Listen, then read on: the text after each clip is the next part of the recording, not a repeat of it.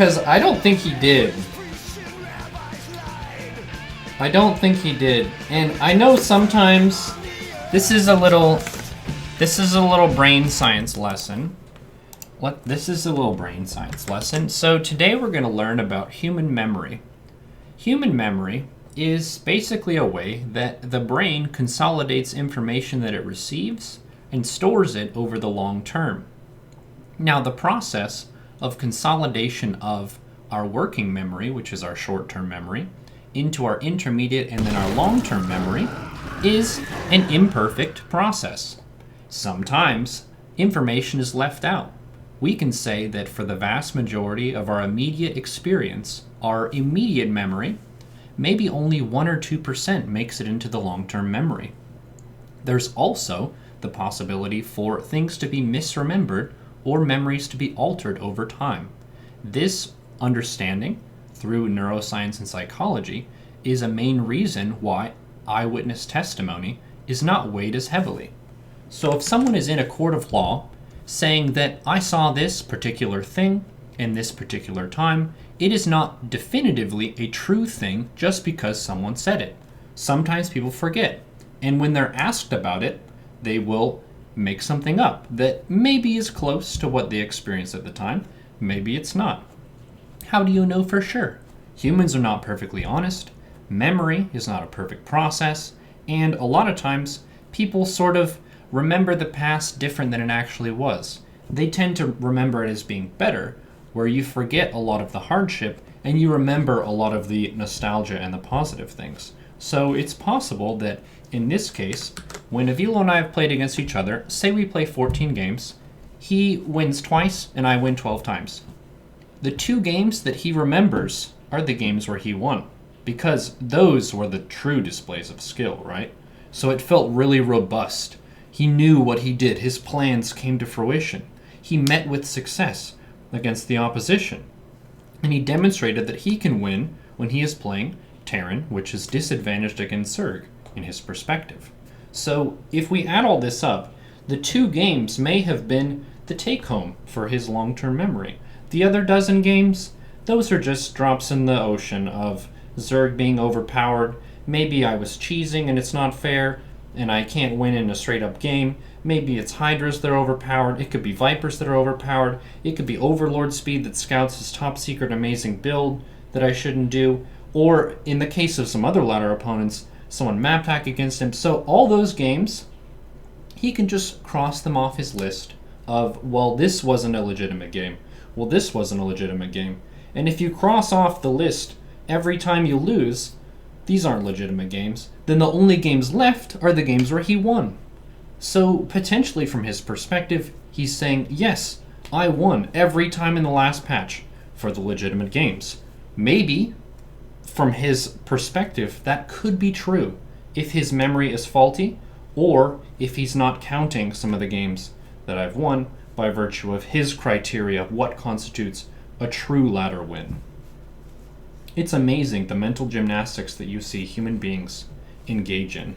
It's just wonderful. Every time you see this kind of behavior, it's a sight to behold. So thank you for sharing this with me here today. Thank you. Thank you for sharing.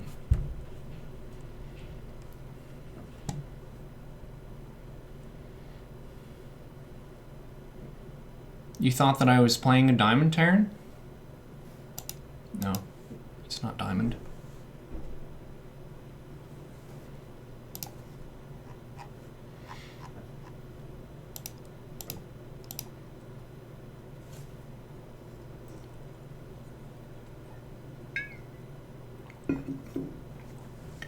Is there a way to see an overall win-loss against a certain player? I think the only area where there's a long-term tracking of that is on a Ligulac, but we haven't played each other in tournaments before. It would be cool if it was built in, like you had some built-in rivalries and stuff. But, yeah.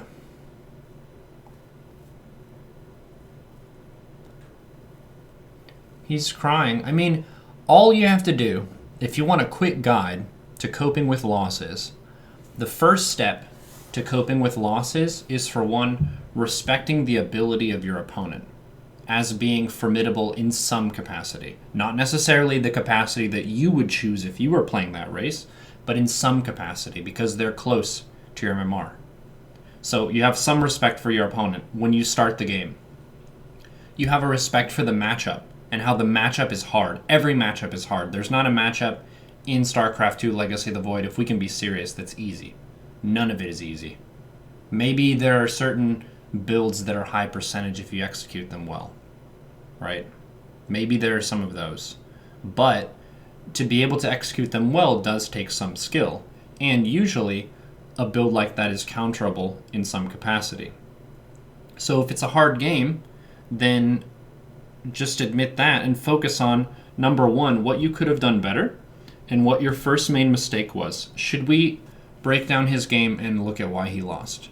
Because it feels like a fun way to build a series of videos, because he's one of the people who is really adamant about never taking responsibility. Ever. Never admitting that, one, I got outplayed, two, there were things I could have improved upon, and three, next time I go into it, I'm going to work on these criteria. Okay. Because it's frustrating, right? He's up here. Like, he's in the MMR range where we do face each other, and it would be wonderful if we could just kind of have the bouts and see who's doing what we can do better, how someone took advantages, and how we can improve at ZVT. Because maybe there's matchup imbalance. Let's say, for example, that there's a 5% favor for Zerg, which is unlikely, but let's say there is. Even if there is, he can work on what are called his fundamentals. His fundamental skills.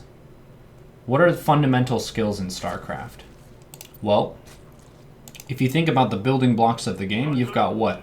Your mechanics, which is your ability to make sure all of your buildings are running, your macro is powering up, and you're just representing more value on the field over time.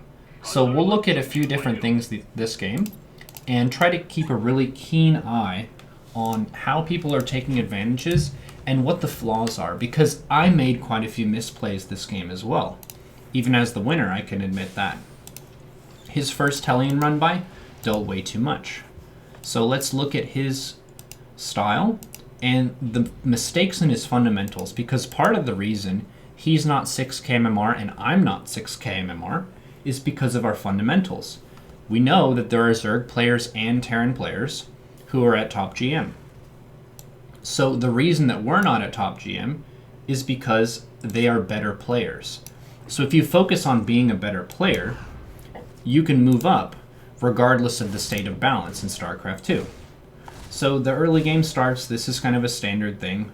The first Reaper interacts with the first 4 Lings, and this is the first kind of multitasking check of the players, because there's a build that's going for both, and then this is the first little aggressive interaction here, where this Reaper could kill some stuff, or it could get killed, and that opens up a lot of possibilities for how the game can play out. So watch your supply blocks. This kind of situation, when these things are fighting, there are some supply blocks. He's got a depot going, he's got his factory and his reactor going. That's great. So things are looking pretty solid so far.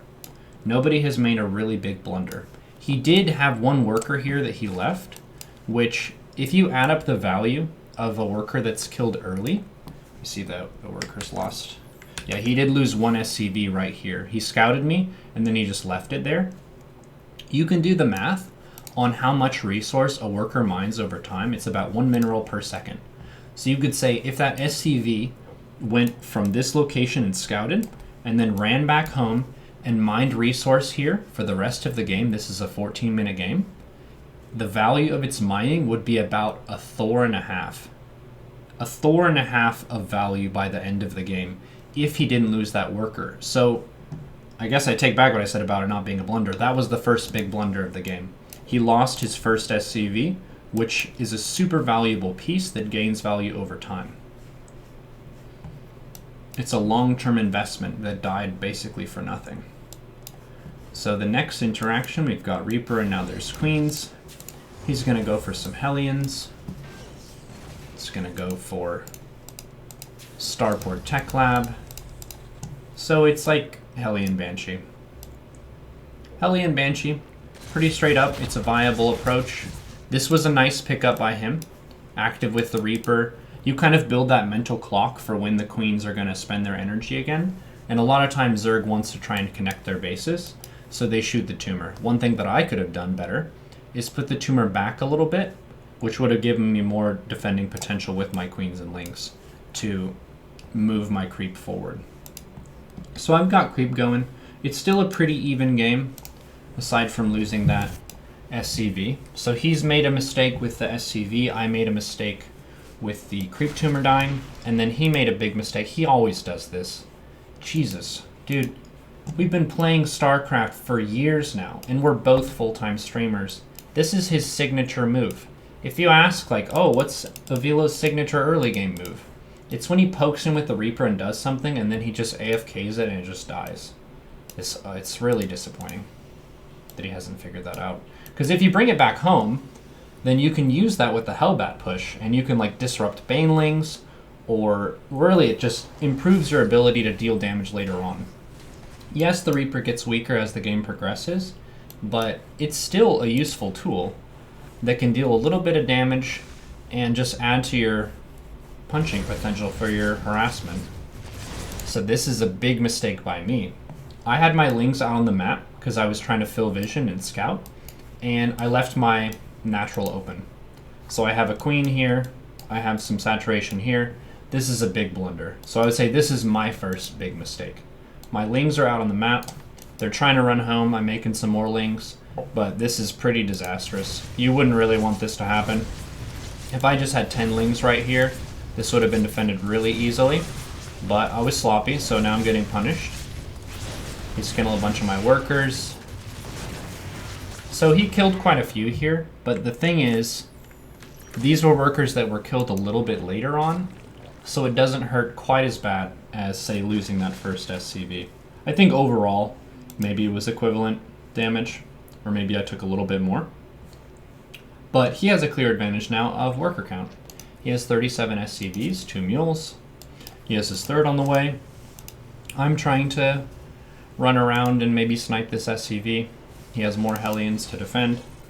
This is solid stuff. It's still anybody's game at this point. So his spending is basically fine. He's not supply blocked. He's played this game better than our last game for sure. He's going for an armory. I'm going for a lair with my spores to deal with the Banshee and Hellbat stuff. Single Evo Roach Warren. Just a solid way to play. So I've got Queens. My bases are injected. I'm kind of trying to recover from that damage that I took. Now I'm supply blocked. This is another mistake by me. Am I making Overlords? I'm making 4, so it's not too bad. They're almost done. Pulp. Overlords.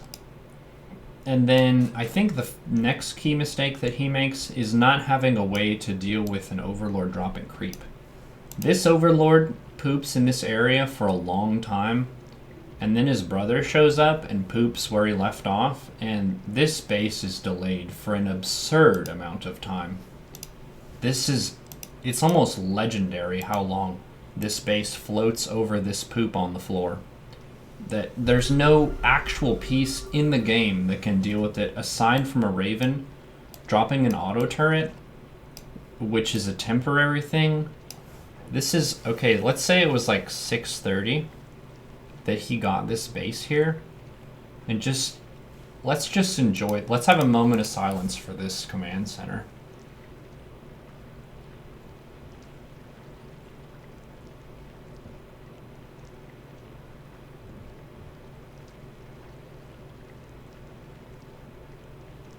The army comes over here. What is it gonna do? What can the Banshee do about this? What can the Hellions do? Does anyone have a stopwatch? Oh no, there's a game clock, it's fine. Okay. Nice. So he's got a Raven, he's dropping the auto turret. Auto turret shoots Overlord, Overlord flies away. So he's getting ready to land it again. But then the Overlord's brother comes in, poop on the floor. Oh my god.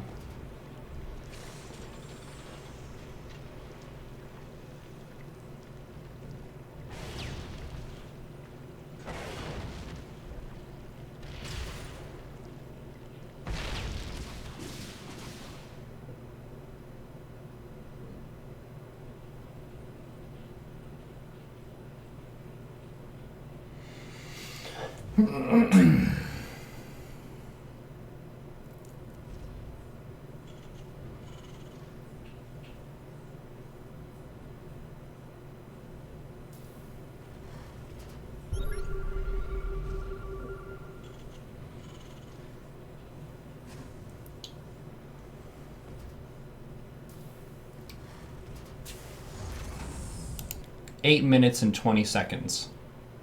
You can't clip this. It's too long for a clip. It would be cool to clip the amount of time that the Overlords delayed this base, but Twitch has an upper limit of 60 seconds on a clip. And this was more than 60 seconds. This was a lot more than 60 seconds. You cannot physically clip this. So, was he seriously claiming, in a genuine, honest way, that he lost this video game because Ravens got nerfed? That is utterly ridiculous.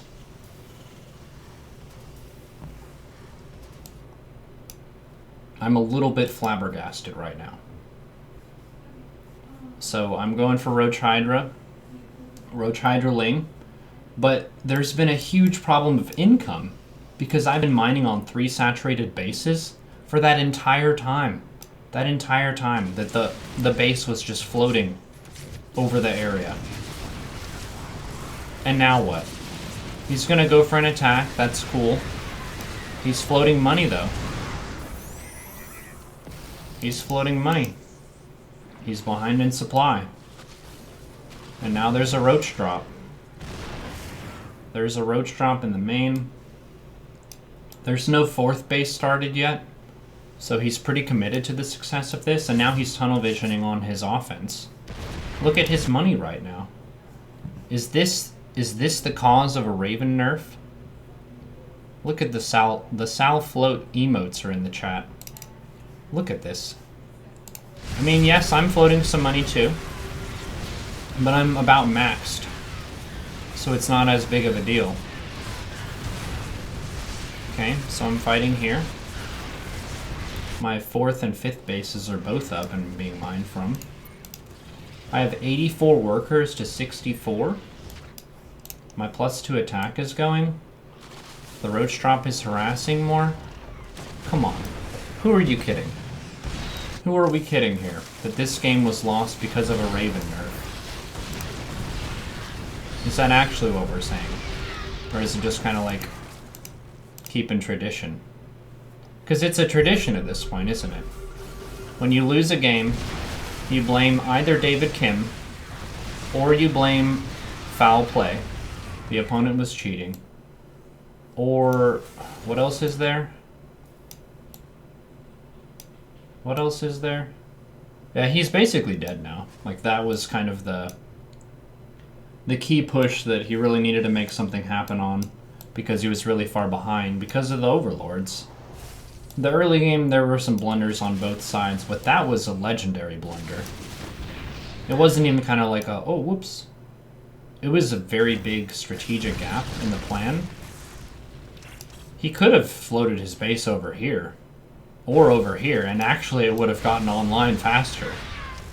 So I think it takes a certain level of stubbornness to just float the base over that one location when you can't kill it and not move somewhere else. So now it's just Hydra Viper. Some StarCraft games get like this where the opponent is so far behind that there isn't really too much value in analysis. And to complain about a given unit that's being used against you when you're so far behind, it's just wasting people's time. But it can be for entertainment, I guess. So, do we understand now? We understand. Cool. That was a good Overlord creep drop. Thank you for this special gift. Once again. You understand, it's clear to Gemini. That's good. Hello, SnapXD.